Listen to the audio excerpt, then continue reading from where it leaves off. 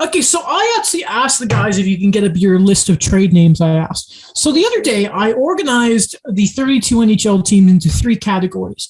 The thing is, we're gonna list a name from every team you can see getting traded.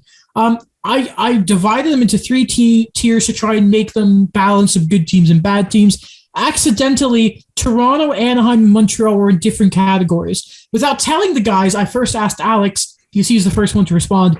Pick between A, B, and C. He picked A. I said Daniel picked B or C. Daniel picked C. So with a complete accident, Alex has the category with Toronto. Daniel has the Anaheim one, and I have Montreal. So I thought that was really funny. Okay, so first we're going to send it to Alex. Alex has tier A, so he's going to give us a name from Colorado, Tampa, Toronto, St. Louis, Vegas, Nashville, Winnipeg, the Islanders, Philly, and Seattle. And who do you think you can get traded? Alex, take it away. Do you want me to give a little explanation too? Because 20 seconds. Yeah. Okay. I have for Colorado. I'll start with JT Compher. I think if they're going to make a trade, there's going to need money's going to need to go the other way. And just to me, I think they have the capability to fill JT Compher's role, and he makes $3.5 million.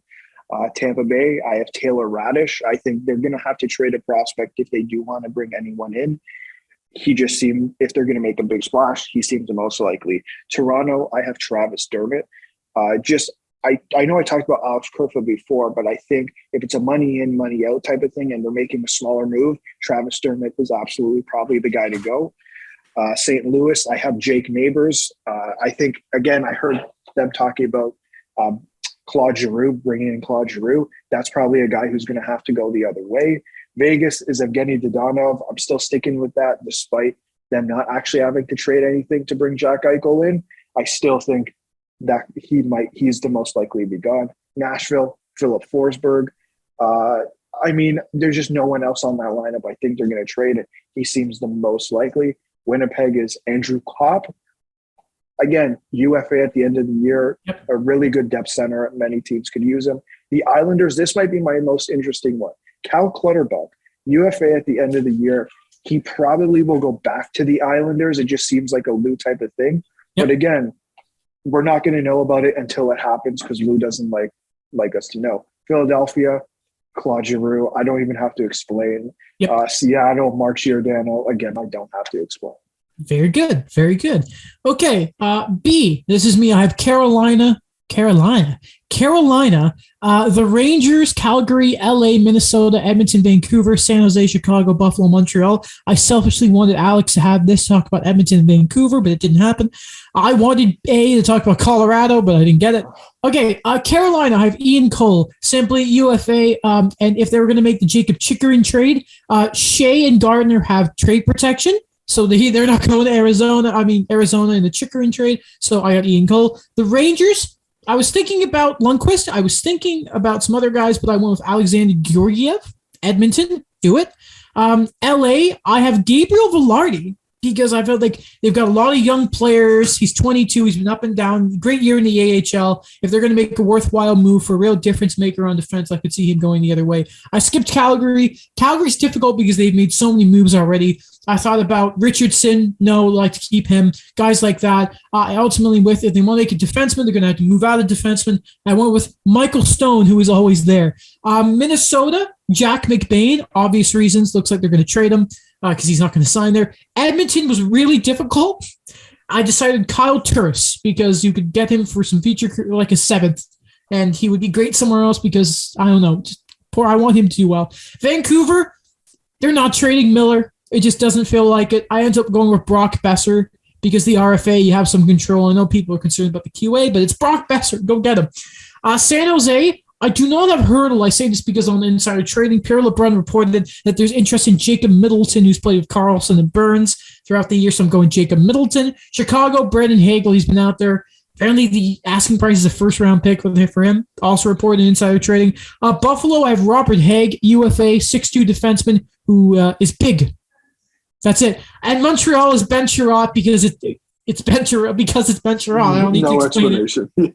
Yeah. Okay. Daniel, you have Florida, Pittsburgh, Boston, Washington, Dallas, Anaheim, Columbus, Detroit, New Jersey, Ottawa, Arizona. Go. Okay. Good.